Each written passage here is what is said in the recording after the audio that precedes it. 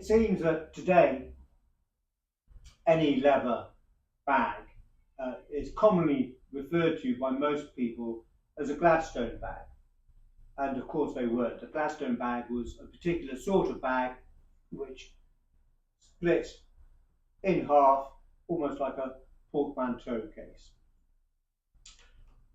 There were hundreds of different types of bags made by many hundreds of different leather luggage makers, and most of them had their own particular name. This one we would call a square-mouthed bag, but the maker John Southgate in 1884 in his catalogue referred to it as a new Sydney bag. In 1898, in the Army and Navy Store catalogue, they called them a square-mouthed bag, and they also showed a Sydney bag, which looks very different to the new Sydney bag that John Southgate was producing. But we would, as I said, call this one generally a square-mouthed bag, or a small kit bag, perfect size for a weekend. And it's called a square-mouthed bag because,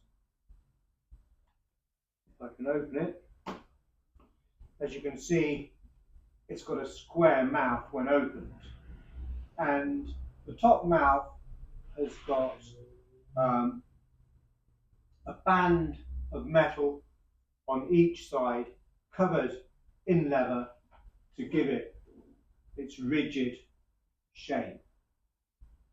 And of course a bag like this would be just perfect for a weekend, but also useful as a kit bag, put sporting kit in just to go off and do whatever you're going to do. And this one is made with a central lock which works on a sprung push button. Originally it would have had a key, long since gone. But in addition to the central lock, you've got these two slide locks which go across and just make sure that it's locked right across the join there. It's made out of grained leather. If you look a little bit closer at it, you can see that patterning, and that's been made by passing the leather through a rolling machine to give it that grained finish. It's made with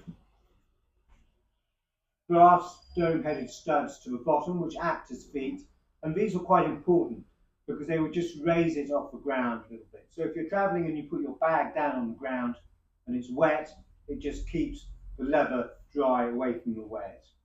So quite important. And you'll find that most of these sort of bags have got stud feet like this. Sometimes just one in each corner, sometimes a little bit more. And of course, how involved the bag was very much depended on how much you're willing to pay, and makers would offer them in various different qualities. A bag like this in 1884 by John Southgate would cost you, in today's money, around about £300. In 1898 by the Army and Navy Store, it would cost you closer to £600. So they were quite expensive items in their day, but were very, very well made. This one's in extremely good condition. Apart from the staining to the interior, it's very good. The outside is very good. The shaped handle is in good condition. That's always a point you've got to look at to see where it, if it's got any wear. You don't want a handle which is going to break on you. The corners and the edges often get more wear. I mean, this one almost feels like it's hardly been used. It's in exceptional condition. This tab is very useful for opening it. When you slid your brass locks open, you press a button down, you can use that to pull it open. And there you can see If I open it up, it's just got a bit of staining to the interior, the linen interior, and you've got two pockets there. But it's a very nice bag, and of course, it's very usable today. It's a great size just for an overnight or a weekend bag. And certainly, if you arrived carrying this bag, you'd have a certain amount of style, I feel. Um, very nice and brilliant that it's in such good condition. Um, it's on our website, of course. It's got initials to it, which have been stamped on there. LCA.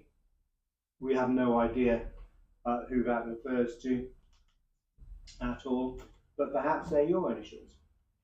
Anyway, to sum it up, it's an English leather hide square mouth bag, called by some the New Sydney bag, and it's around about 1900 in date and very, very good condition.